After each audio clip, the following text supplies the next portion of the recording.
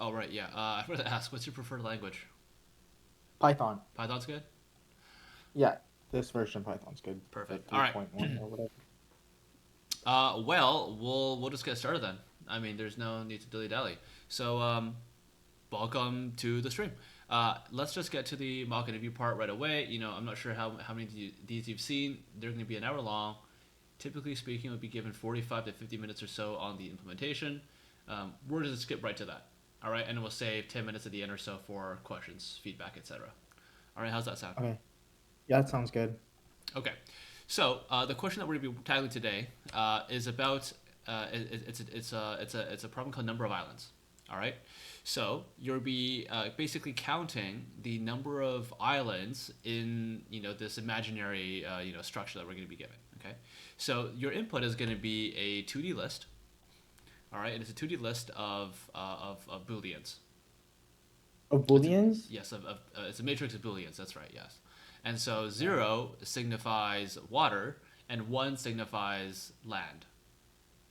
All right, and so an Yeah. island is has to be surrounded on all sides by water, or by, in our case, the border as well. So the border would also count as water, obviously. And so the goal here is to count the number of islands in our input.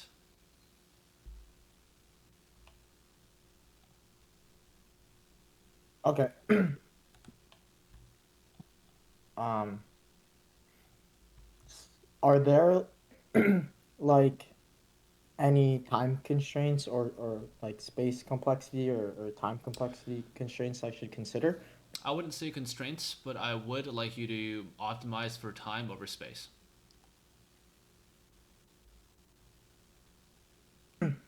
Okay. Um, then yeah, we can just get started. So like my thought process, I think is to like do some sort of like depth first search. Um, Okay. where we kind of like given a specific index. From there we can traverse to see like which where it's connected to identify whether or not like it's an island or not. Um, and then my other thought process was to actually, can we just clarify, like, say you have an island like this, um, like this would count as like one island, right? Yes, that would count as one island. And then like, what about diagonals? Like, are we considering um like this to be three separate distinct islands? Yes, so in our case, this would be 3 islands. That's a good question. Okay. So like, yeah, given that, are we like assuming that like, I guess this doesn't really matter, but it's like an m times n grid, correct? Yes, it's n by n, so it's not necessarily square. That's right. Um, okay. Yeah, so given like that, like I would create a DFS function as like a helper. And this would like identify um like the specific islands. Um, and then I'll have like the result, which would be the like the total number of islands. Um, and then I would iterate through the m times n grid by index. So starting from like the top row um, and going through like every single column. Um, and then yeah, that's pretty much I guess my approach. Okay. Um, we could do like DFS right here. I'll just press continue. Um, or I'll just type continue for now. Oh, this is only within a loop. Okay, cool. Not too sure how to do that, but um, yeah. So basically, I think like the first thing we're gonna do is within these parameters put like I and j, and this will identify like the specific index that we're at. And then we're gonna check if this value is equal to one, because you mentioned that one was land. Um, and then we're also gonna check if it's out of bounds. Um, and then after that, we're gonna we'll just uh, recursively call this DFS. Like for left, right, up and down. And then this one's gonna be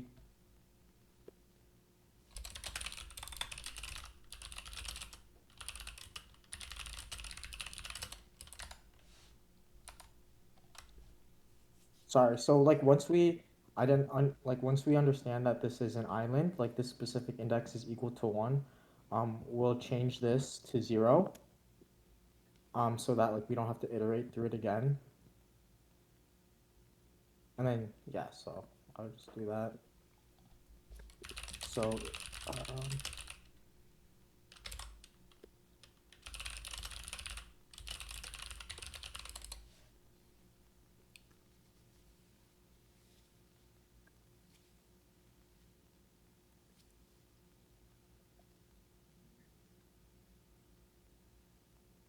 sorry.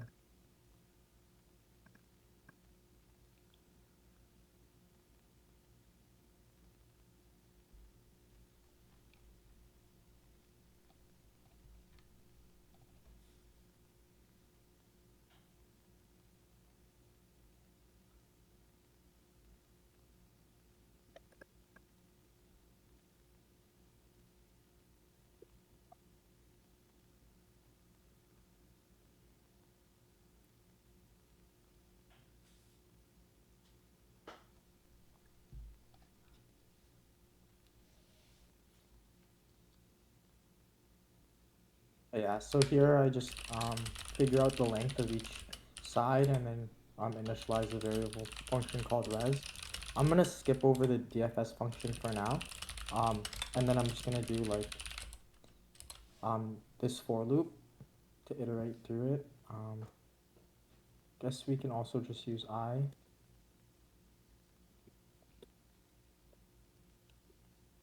And then here, this is basically iterating through every single um, position.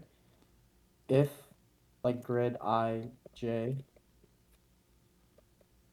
is equal to 1, um,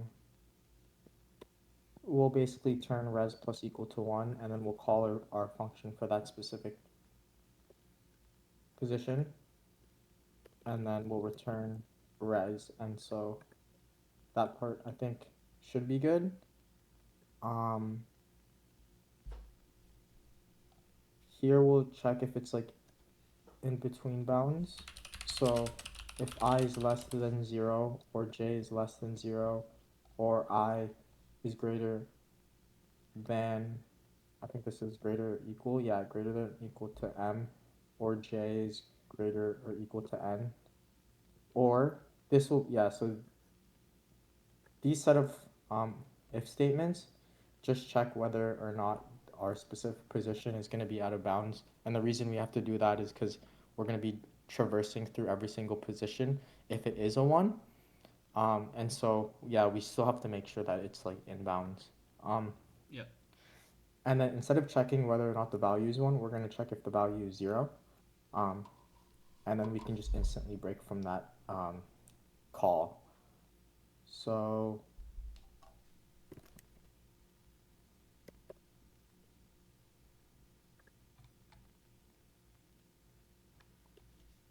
instead of break, we'll just do a return because that's not allowed.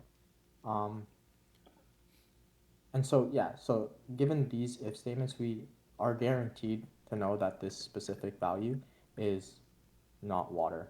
If it, and not water and inbounds. So after that, then we'll change this to water. And this will basically just be like, okay, um, you can't traverse through here anymore, and that if we do see it again within like this list, while we're traversing it, we won't have to recount it. And then, yeah, just I guess just call it from here. This one's for the right, this one's for the left, this one's for up, and then this one is for down. And I think this is the final answer. I guess we could do return here, but Okay. Do you want to walk do you through want an me to example? run this? Yeah. Okay, so say we're given like this. Um, so we'll initialize this, so it's length 3 and then length 3. And then for I range 0, 2 to 3, which will just be 0, 1, 2, and then this will be 0, 1, 2 as well for the j, um, because it's at 3 by 3. Um, if this one is equal to 1, so it is equal to 1 at this point, um, we're going to increase res by 1, so res is now equal to 1, so we've identified one island. Um, and then we're going to go through, actually we'll go through the DFS first, and then we'll do res plus 1, but um, we'll do,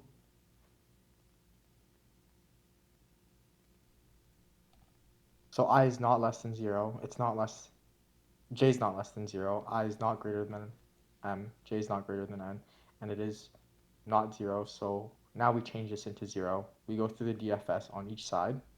Um, if we do DFS here, this is going to give us 0, or this is going to return. If we give this, it's 0, so it's going to return. It's going to be out of bounds if you go up or to the left, so that'll also break it. Um, and then it'll return. So then we're at res plus 1. Now we're at the next spot, which is this. Um, and so it'll skip that just because it's not equal to 1. Um, and then this one, it'll do the same exact thing. So it'll DFS. It's less than 0, less than 0.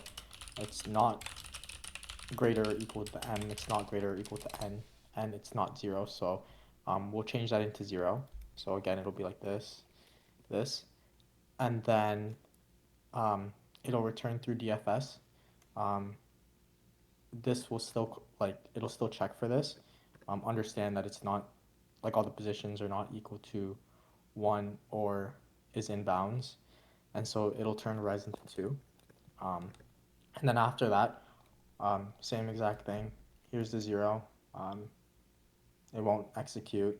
This will execute the same way. Um, it'll DFS through here.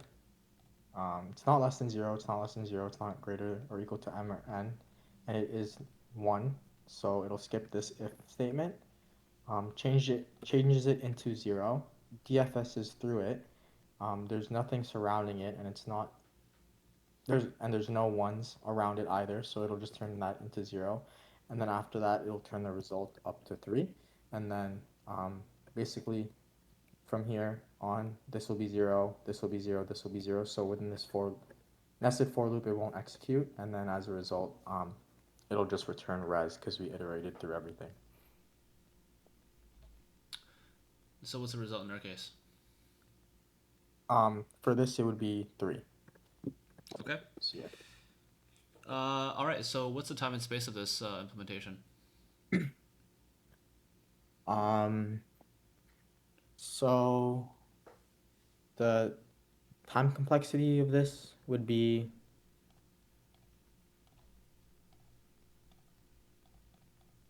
so the for loop itself is O of n. Um, because it's going like 1, 2, 3, 4, 5, 6, 7, 8. So it's going through the entire input size. So I think this for loop is ON. What is it? Okay, yeah, you're right. Sorry, n is one of the sides. So it would actually be n times m. Um, Okay. That's the entire time for this, complexity. for Okay. no, just for this for loop. Um, and that's because it's iterating through like everything. And it's the size of the array or the 2D list. The DFS function, however, would also be, at worst case scenario, like it would literally have to iterate through everything within this. Um, So it would be like times, um, like say you're here, it'd have to go through here, and then it'd have to go through here, and then it'd have to go through here. So then it would also be n times m, I believe.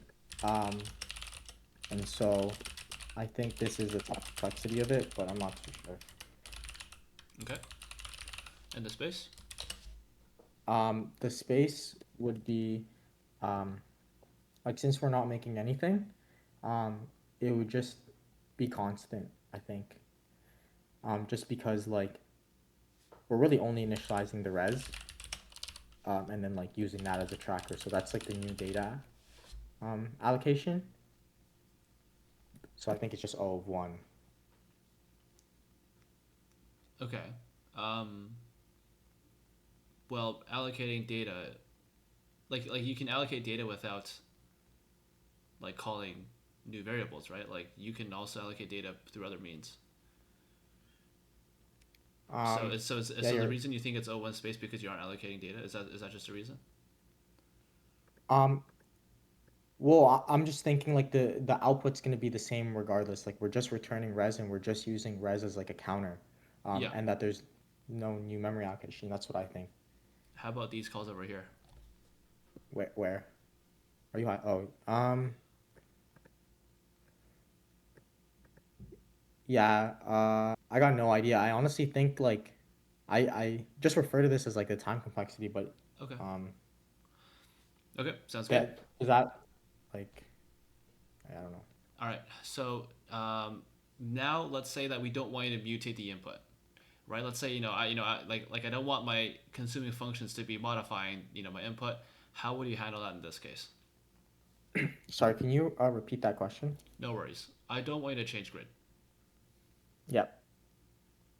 That's the Okay. new problem. Um, if you don't want me to change the grid, instead of like saying, okay, grid I and j is equal to zero, like we just have to figure out a new way to do this. This would probably take up like more space complexity, if you're not turning it into like zero. So my thought process is like you could use some other data structure to kind of keep like in track whether or not like we've already visited it. And like the best way to do that is probably like a set. Um, Okay. the reason why is because I think like you can access set in all one time, and additionally there's no duplicates within the set. So that'll help us to like really identify or easily identify um, whether or not like we've seen it before. Okay. And so like as a really as an implementation,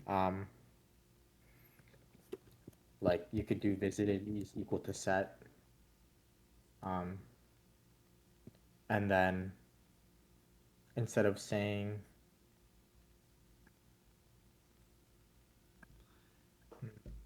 okay, so instead of saying okay, is this have we visited this before? Because this is basically like what it's doing. This piece of line is saying have we visited this before, or else like it would have never executed like here. So if like ij um, in visited, you could just return, and then instead of turning ij into zero, you could just do visited dot add um, like ij. Okay.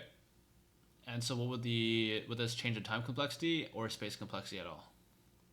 This I don't think would change the time complexity.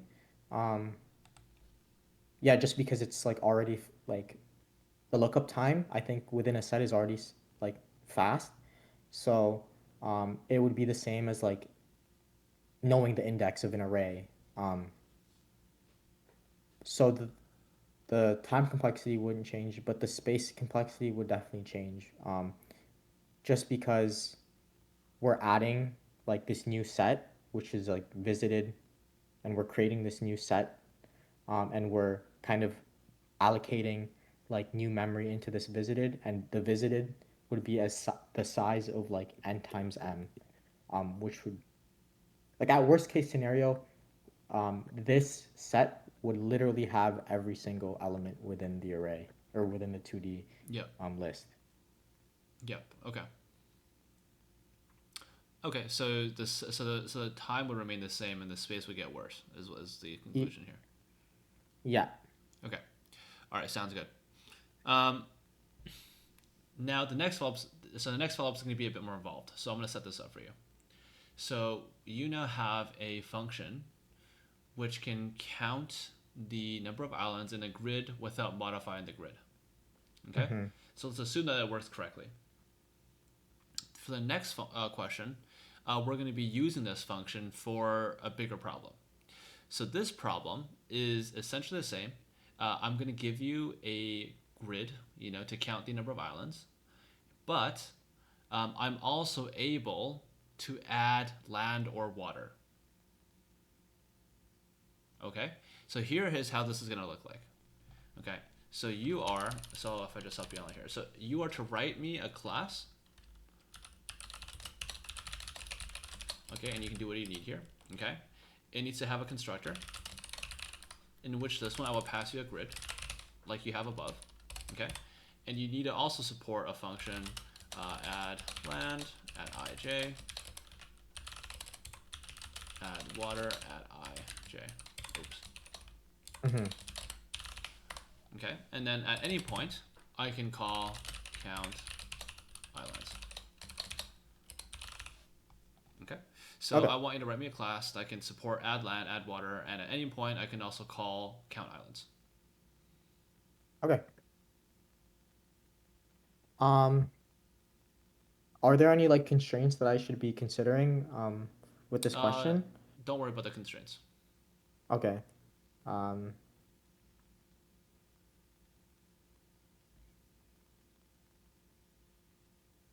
then like my thought process is like so that you don't want me to implement def count islands, right? We are I mean, assuming you like can this implement already it again works. if you have a reason to, but I'm allowing you to say that you can assume your implementation is correct and it works.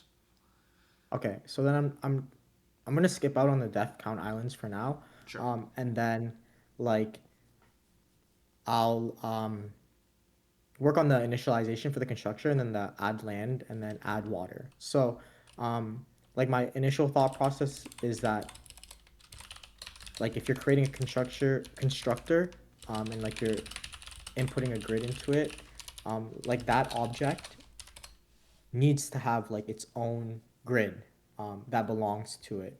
So uh, basically, I think I'm just gonna like initialize it like this. So then now we have this new like self dot grid which belongs to that specific object. Um, and then I think add land, since it's made up of Boolean functions, um, and we're given the index, I think we can just directly access the index here and then turn that into land. And then in the same way, wait, self is not defined. Okay. Am I able to put self here? Yes, you do actually need stuff in all of them. I just was lazy. Okay. And then in the same way, like if it's gonna be water, it's just gonna be like this, and that's gonna be equal to um, 0 because we're given the index. Um,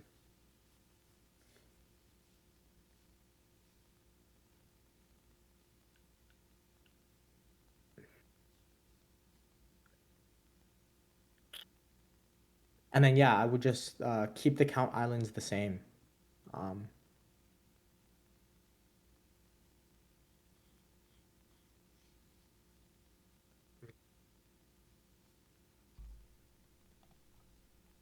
yeah, I don't know. Okay. This seems like, am I missing something? Like I just feel like this implementation would work like No, I exactly how we'd expect it to. well, let's start with that for now then. Okay. So Okay. given this, what would be the time and space complexity for each of these functions? For each of these functions, I honestly don't know the space and time complexity of like the constructor, Well, so if all you're doing is setting it to grid, right? So this will just be constant time. You're not doing anything with it, Okay, that makes right? a lot of sense. Okay. Then in the same way, like the add land would also be like constant time since we're Okay. given the index. Yeah. And obviously this is the same. Then it's the same as your definition above. That being said, you know, this would work. This is a naive. It's a naive approach. Are there Hmm. ways we can optimize this, right?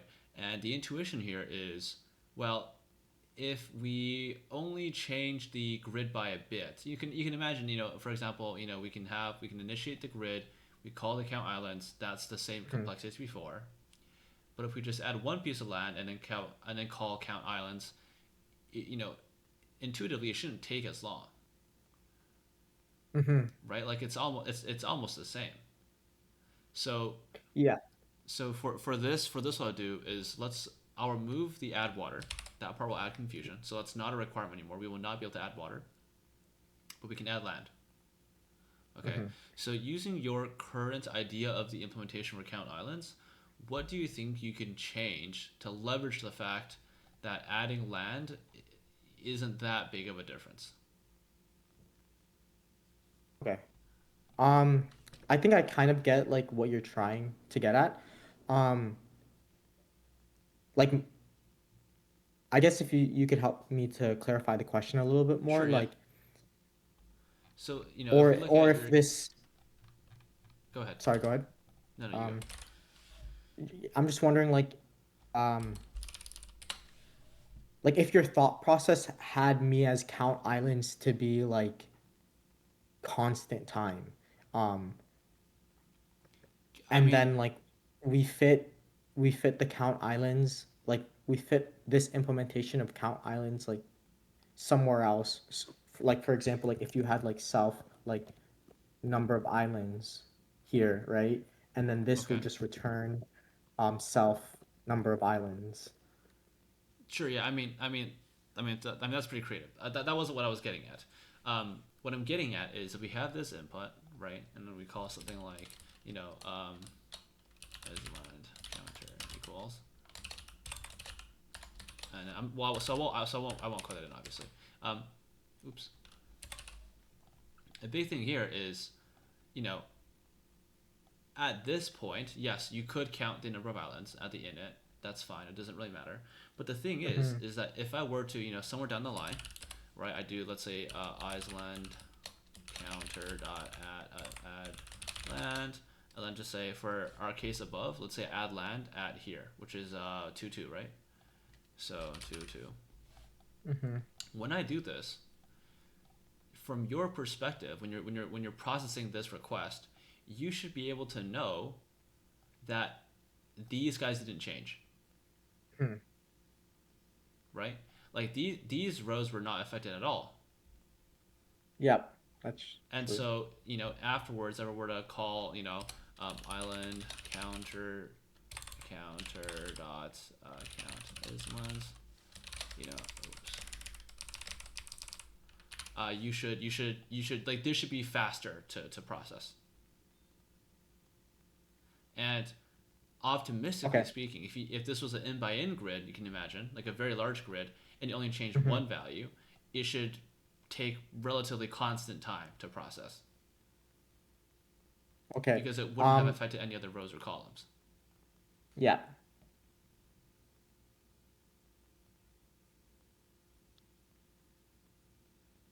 Okay. Just it's just like then there would be some like different implementation of count islands than the one that we used like previously, right? Um, Yeah, you would likely need to change it to take advantage of that. Yes. yeah, because like if we kept the same functionality for the count islands, yeah, I don't know, maybe I'm missing something, but I couldn't see how like because it's a brand new call for the count islands and it's recounting it itself. Um, It is and if recount. It is recounting it. Like if you really want to keep. So yes, there's a couple ways to tackle this from this point onwards. One simple one is to think about what this means given your current implementation of count islands. For Mhm. example, if I insert land at any point you could actually break that down into four cases. Let's say for the sake of simplicity, this is the original grid. I'm gonna add, Mm-hmm. I'm gonna add at 1 1. Okay. Oops, that's not how you say 1 1. And add at 1 1. Okay. Mm-hmm. This means that there are essentially four quadrants of squares or grids. There's the top left of 1 1, top right, bottom left. Okay. Yep. Those are all valid inputs to your current implementation of island counter, Okay. right? Do you see that? Um. Like you could input the top left of 1 1. So in this case, it's just 0 0. Obviously, a small square, right? Yeah. This is a valid input to your current implementation of count islands, Yeah. and the top right Oh. is also Okay. a valid input to count islands. Yeah. Yeah. So you got four valid inputs to count islands, and then you can quote unquote glue them together by processing the middle row and the middle column, right? Hmm. So you can Sorry. see. Okay, go ahead. I'm a little lost. What do you mean when you're saying like there's four valid inputs? Are you Yeah, not just talking about 1 0 1? Isn't that only two yeah. valid Well, inputs, so or where are you highlighting? yeah, so what we can do here is if we're inputting land at 1 1, Yeah. you have essentially, yeah, there's a top left of the 1 1 square, which is 1, Yeah. right? This Yeah. this is represented as uh 1, like this. Okay, Mm-hmm. Mm-hmm. this is a valid input to your current count islands, Of course. Yeah.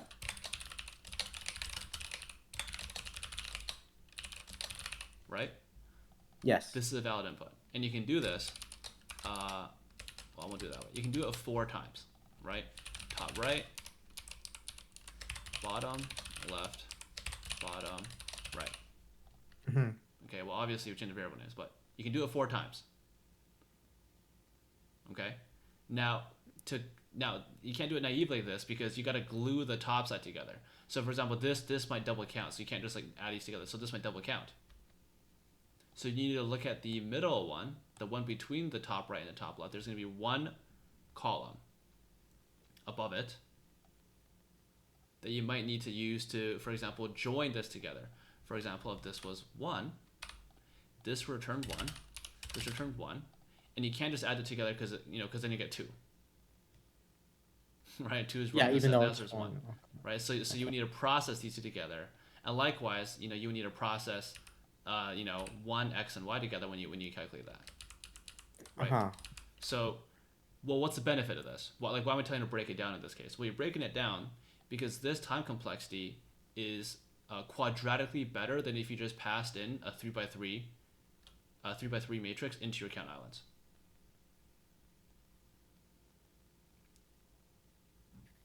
Right? Because Okay. instead of doing n times m squared in your case, which is I'm gonna talk about the squared. Well, I'm gonna talk about that after. But instead of doing n times m, you're doing half n times half m plus half n times half m.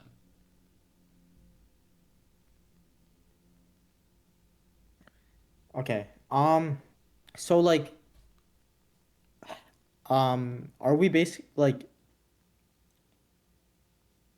I understand like a little bit, Okay. but I'm still kind of lost on really like how the implementation would work because the count islands like it would have to change. There would like would it not have to like have a whole different section that refers to like this part? Like okay, if we add one, like let's check the right, let's check the top, let's check the left, and then let's check the bottom. Like if there's any ones near there, like that would connect. And then that would make it one island. Yes. All right. So what we're gonna do here is we're gonna pause. We're gonna do a separate problem. This is a mock interview, so I can do this. Okay. So Okay. we're gonna move on, and we'll get back to this on the in the feedback. All right. All right, all This right. the second question we're gonna do today is gonna be.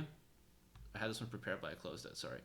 It's gonna be called find bipartite graph.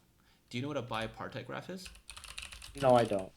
Or sorry, instead of find it's is. Sorry, I said it wrong. All right. So let me go to the drawing mode here. All right. So on the left side, do you see the drawing button?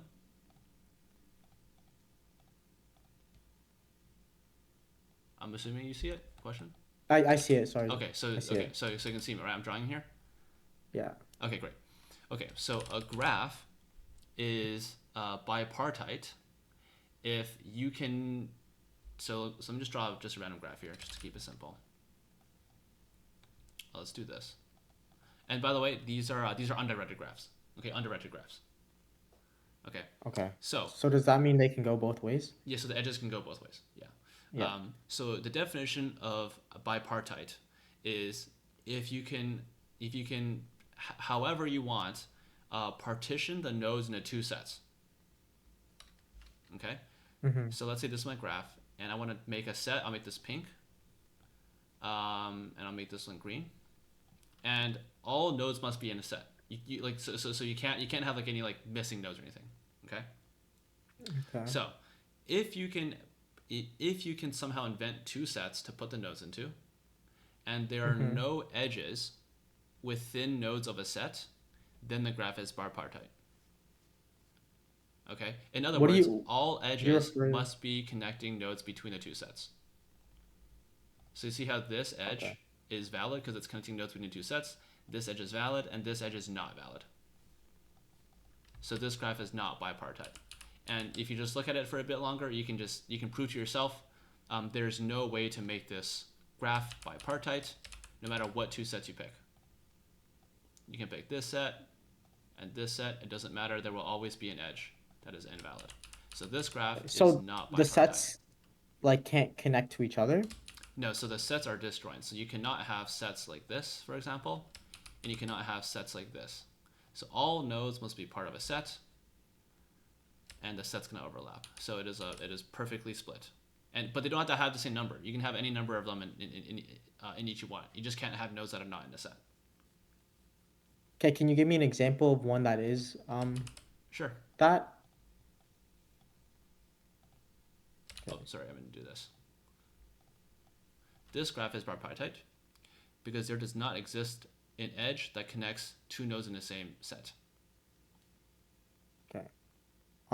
So very quickly, um, does this just mean like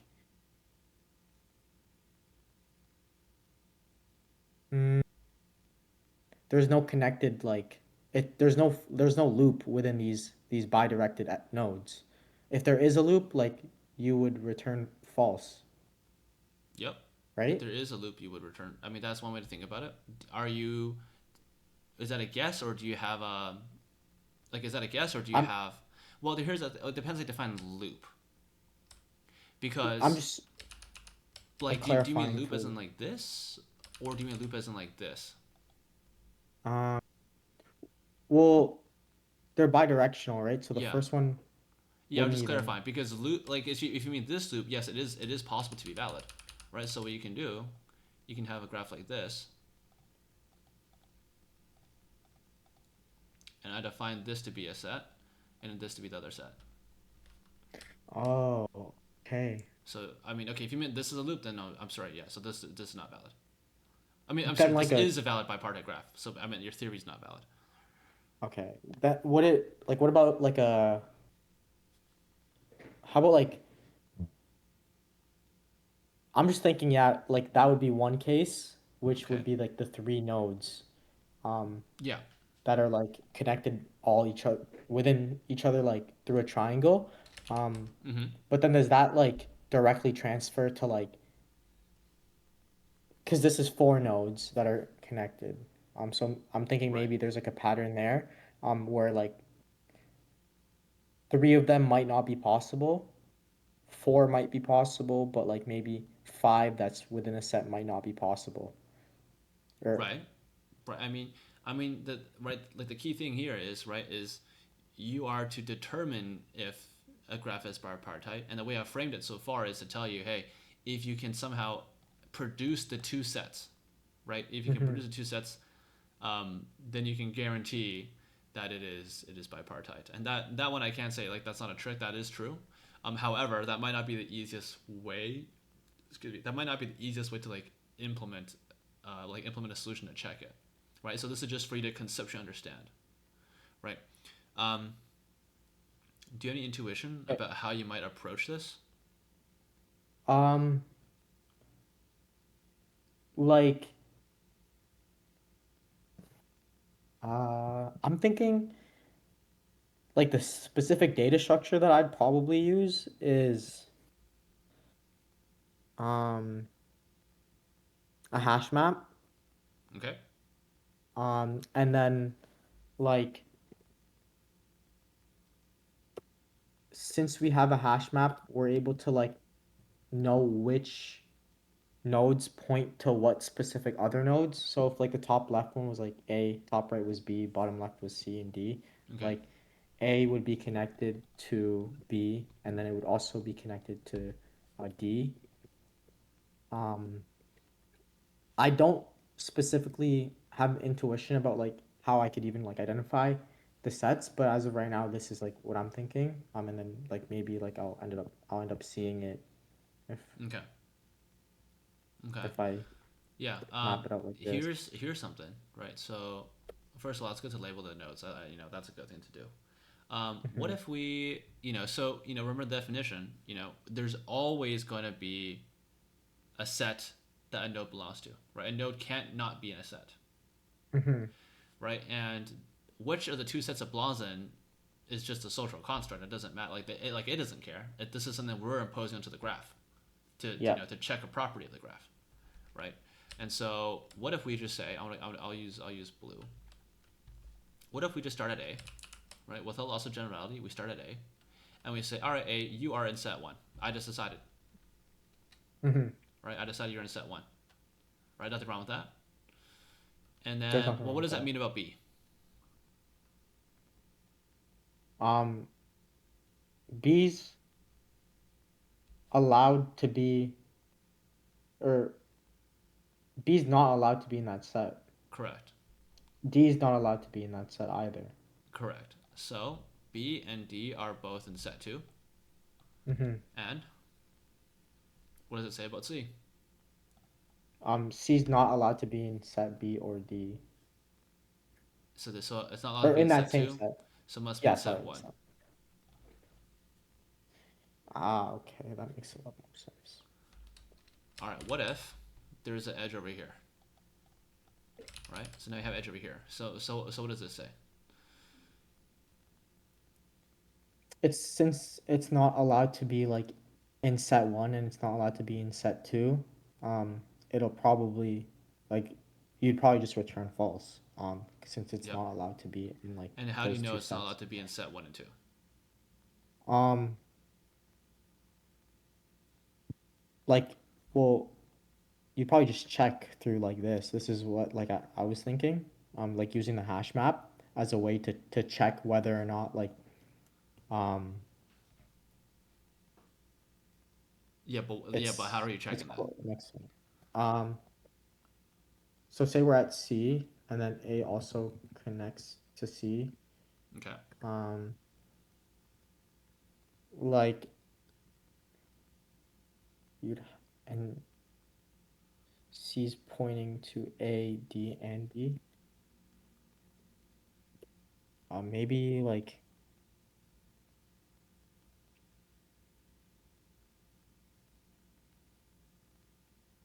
it. Okay, so sorry, A, B, C.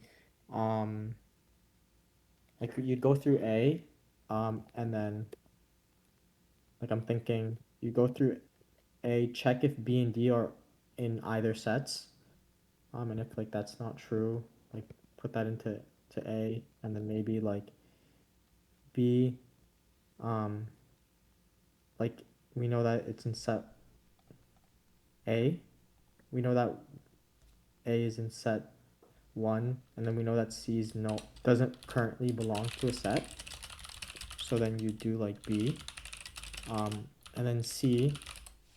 We know that like if we traverse through here, and then we say okay, A actually belongs to a set. Um, D doesn't belong to a set, but B belongs in in another set. Like you just return false. Um, so I would just basically like you'd have to have a tracker, um, and then traverse through each of these nodes. Um, Okay. that's my approach, but I don't know if like there Yeah. might be a better way to do it. But No, let's talk about that. We're at the 45-minute mark, so I would like to call the interview here. okay, We have a lot more to talk about, so I want to leave a little bit more on the 15-minute side than the 10-minute side today. All right. yeah, So let's do it. let's do it. All right. So I mean, first of all, I always ask, how do you feel? Um, like I feel like this question kind of threw me, um, like The first one, the first in a question, loop. or the second one? Oh, sorry, no. The second one was like super confusing to me Okay. just because I don't have like any. I've done like graph traversal problems, but always like new ones, I guess, are much more difficult to do without your guidance. So I didn't really felt like I performed the best. Okay. The island counter one, like I've seen it before in the past, and that's why I was like able Yeah. to do it. Um, but then like the follow up with the set, I feel like that was like good, and I feel like that was the right answer to it. But then the naive approach, and like when you kind of went with like like segmenting them into four parts, I was a little bit confused on that. It was very hard to follow. Okay. Maybe it was just on my part, but other than that, like I think I did okay. Definitely didn't exceed expectations. I would say I kind of just met them for like a new grad. Okay. Okay. Okay. Let's talk about that. I mean, do you want to start with the second one or the first one? The second one, let's do the second one first. It's a bit simpler to get through. The second Okay. question, the premise here is I wanted to pick a question which you definitely do not know. I would because Mm-hmm. I'll look. I'm a relatively experienced interviewer. It is blatantly, obviously new the first question, and that's fine by the way. That's fine. Yeah. But the reason you struggle on the second follow up with the first question was because you haven't seen that one before. Yeah. And so I was like, oh, well, that one was too hard. That Mm-hmm. one is just too hard. And we'll talk about what the right solution would have been, how you would maybe consider approaching that from your level. We'll talk about that Mm-hmm. after. But the second question was meant to be like, hey, here's a problem you don't know. Let me see where you actually get stuck on a problem that's more your level. Okay. So there's a couple things I saw, right? So I'm looking at the diagram right now. The first thing I saw was that you you were trying to think through this problem quite abstractly. Okay, when you're stuck about formulating an answer, the first thing you should do is stay concrete. So you should be drawing things out. You should immediately come with some base case examples. Okay, prove to yourself first of all, prove to yourself you know what the problem is even about. Okay, like do you even know what this is about? Like does the interviewer agree with you on whether or not these two basic cases are bipartite or not? Okay, so that's the first thing. Okay. The second thing is, okay, well, how do you extend the examples? How do you extend the base case, right? And there's a couple ways to frame it. This one might have been a bit more trippy because, the bipartiteness is usually framed as whether or not a condition can be met. But, this is not just a boolean you can call. You actually have to implement, the underlying logic. And so Mm-hmm. this is a language thing, right? Don't always get too caught up on whether or not let's say the definition can be directly one-to-one translated into code. You might need to Okay. think through that a bit more directly. And so, time wise, I just directly gave you the algorithm, right? And Mm-hmm. so the goal then was like, okay, I'm going to tell you exactly what you need to do. And now I want to see how you would translate that new idea into code or into some more understanding, right? And so I think that's probably where the weakness here, like in your process generally is having a strong system for coming up with the initial idea and for translating your initial idea into something that you can actually implement, right? I Okay. think there were a couple of times in the interview that you had a good idea, but the idea was not, it's not valuable for interviews. It's not implementable or it's not what you were given, etc. Right? And so, Mm-hmm. and both of those are skills. They're related skills, but they're both important. Okay? So those are two things I'm calling out here just for you to continue practicing. Okay. Okay? But just to answer, your approach would have been correct if you had time for the second problem. Okay? Okay. So, um, do you have any questions about the second problem here? Um, no, it's just like yeah, just like as a retrospective, like yeah, I feel like I did need a lot of clarification with this question. So like in terms of like starting a question and I would say like it's kind of easier for me to read the question as opposed to like hearing it. is it totally okay to just be able to like continuously ask questions to ensure that like you're like you understand the question fully? Yeah, I mean that would be preferable actually. And the thing about interviews is, depending on the interview, you might be given it, like the question might be actually dictated to you, right? So sometimes it might just show you the writing, sometimes it might dictate it to you, and Mhm. the I won't get into the reasons there, but many of the times it's because he actually will omit information on purpose, so that you have to clarify it, right? Identifying that the problem is unsolvable is also a skill. Okay, so that is something which I would recommend you also practice if you can. And of Okay. course, yes, you are expected to ask questions. For the problem like this, it's actually not expected that you know what bipartite is, right? So most people Okay. who are asked this question, they don't know what it is, and that's actually by design. And that is, a level playing field. So now you need to also figure out the definition, and you need to figure out how to actually implement the definition. So those Okay. are all valid. Yes. So you should ask. Then yeah, other than that, no questions for the second one. Okay. So let's talk about the first one. Number of islands or count islands. Your first implementation is correct. Yeah. So nothing to talk about there. However, your time and space are not correct. Okay. Okay. So I'll briefly touch on this one. The time and space, the time of this one is going to be m times n.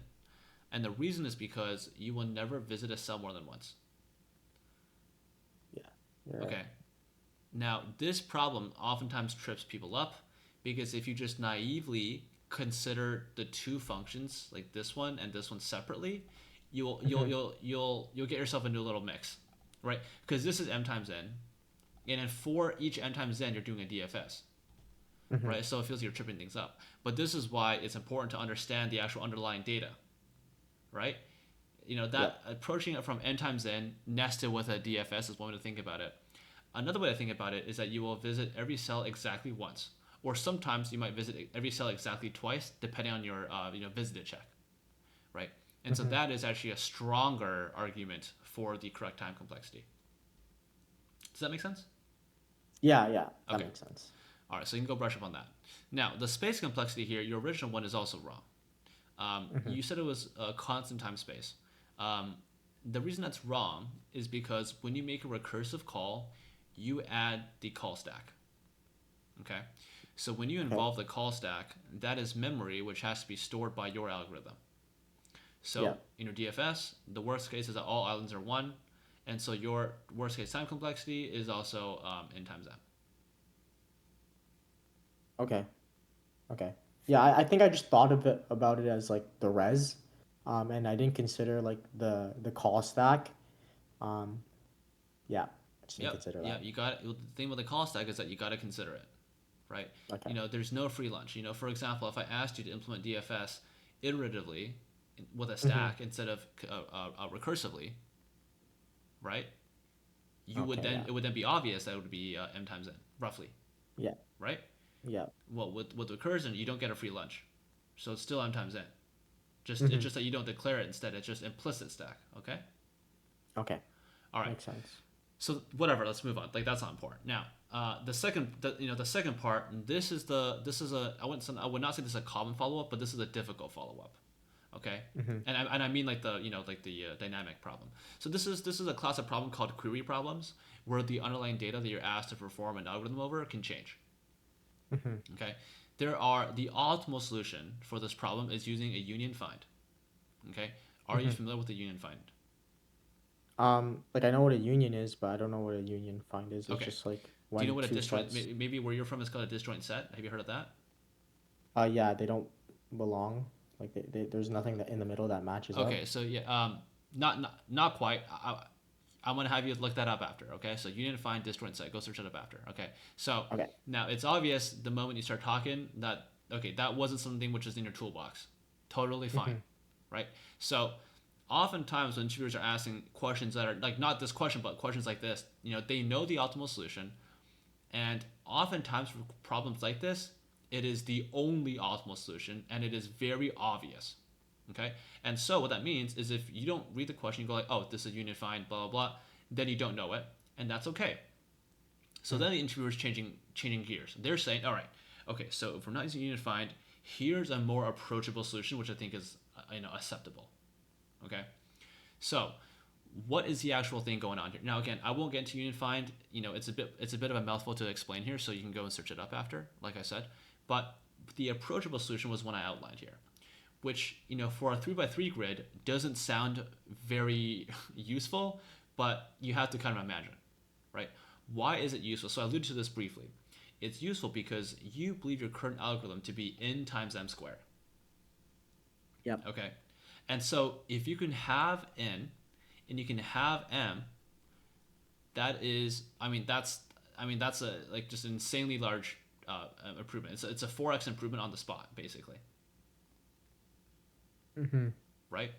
And so, Mm-hmm. one thing that they can always think about now strategy wise, one thing that you can always think about when you have a naive solution is, okay, naive solution, how can I break the problem down to be, fewer naive solutions,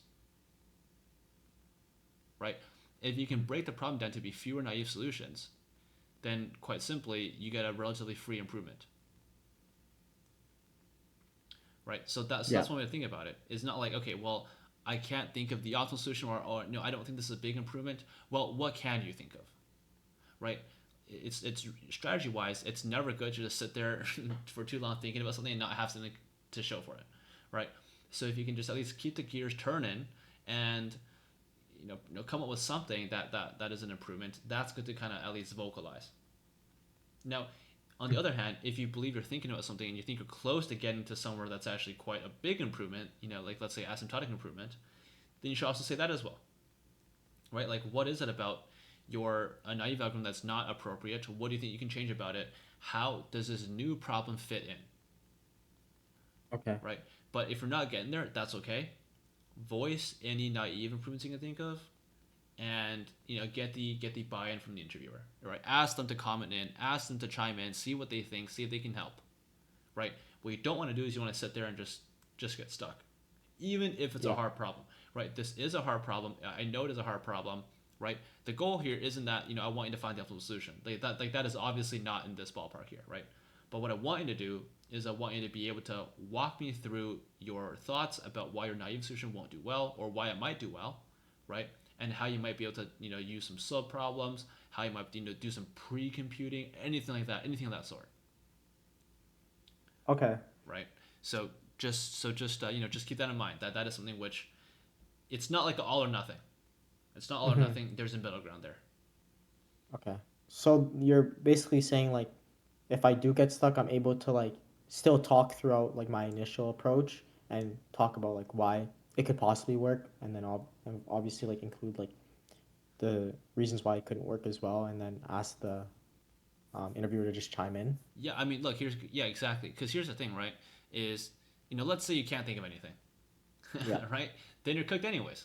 So the thing is Yeah. you gotta optimize the situation you're in. Okay. So Okay. if your solution is bad, right? Say that it's bad. Tell them why it's bad, right? See why it's Yeah. bad. See what you think could have been better. What approaches you would try. What you might think through, right? But the thing Hmm. is if you don't got anything, sitting there and doing nothing is the worst thing you could possibly do, basically. All right. Okay. Now here's the thing. Sometimes the interviewer, they're not tasked with just your pure sorry, they're not tasked with just measuring your pure algorithmic skills. That is rarely a relevant attribute these days, right? What Hmm. they're oftentimes tasked with, especially for more junior people, interns, new grads, etc., is they want to look at your attitude. They want to look at your communication skills, right? Are you able to clearly communicate why your algorithm will or will not work? Are you able to identify where the issue is, right? Identifying where the issue is the first part of solving it. Maybe you can identify it, maybe you can't solve it. Well, then maybe the interviewer can choose to step in at that point, right? So Yeah. having that clarity is really important. And if you don't ask for help, the interviewer will rarely step in and just start giving you stuff, unless you're like really not looking good. In which case you fail Okay. anyways, so it doesn't matter. Yeah, you're right. Cool. Any questions about this one? Um, no, honestly, just like thanks for the insights for sure, and yeah, I'll take a look at those disjoint sets and those Yeah, union. I mean just search number of islands too on Google. It'll come up. There's a lot of answers out there. The ultimate one uses union find. If you don't know it, that's just unlucky. You're not meant to know it. That's more of an advanced structure. but you are Yeah. still meant to be able to come up with at least an optimization over the naive one. So that's kind of your guidance here. Okay. Um, do you have any like tips for me outside of this? Like, I understand there's a lot of like gaps within my knowledge. I've completed just like the blind 75. And Okay. so that's pretty much like the depth of the amount Well, the of blind questions that I've done. 75 is it's a list. It's actually a bit old now. Now the thing about the blind Okay. 75, well, any list, blind 75, Neatcode 150, any of these guys, they're just a list. It's not like Yeah. if you finish a list, you're guaranteed to pass every interview. No, the list is is an arguably representative set of Leetcode problems that portray the idea that it chooses to describe. Right. The thing Mm-hmm. is that you can't do it backwards. You have to understand. Okay, I'm doing the problems to understand the concept. Like I'm doing these 10 problems to know more about greedy algorithms or something, right? You Yeah. can't be like, oh, I did the 10 problems, now I know about the greedy problems. No, like that's not the case, right? Mm-hmm. So, it's not like just doing a checklist. You did the 75, boom, you're done. No, so you do the checklist and say, okay, well, think about it.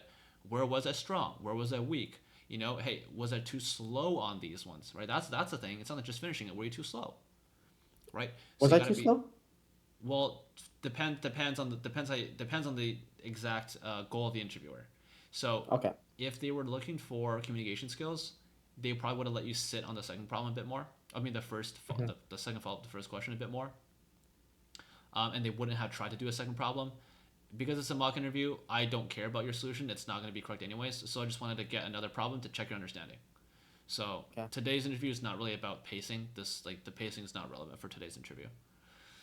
Okay. Right. So, and again, a big part of it is going to come down to precisely how you practice.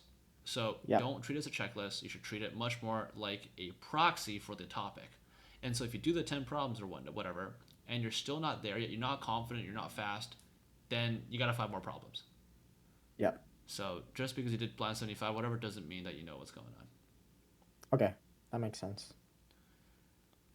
Do you have like a new tailored list? I No, understand like I don't okay. do the tail list because again, a lot of people. I used to do them. I used to have a list, and then people say, "Hey, I did your list. I'm still not passing." I'm like, "Dude, that's not the point of the list." So no, I don't tailor lists Yeah. anymore. That's not really my business. Okay. No worries.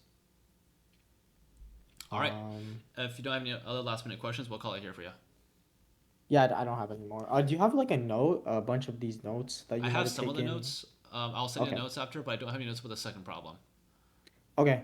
So I'll send No you the ones I worries have. then. They're not very complete this time, unfortunately. I was a bit more involved and not typing enough, but I'll send you what I have. Yeah. Okay. I appreciate it. Thank you so much. It's Leo, right? Yes, that's right. Okay. Thank you, Leo. All right. Take care. Bye bye.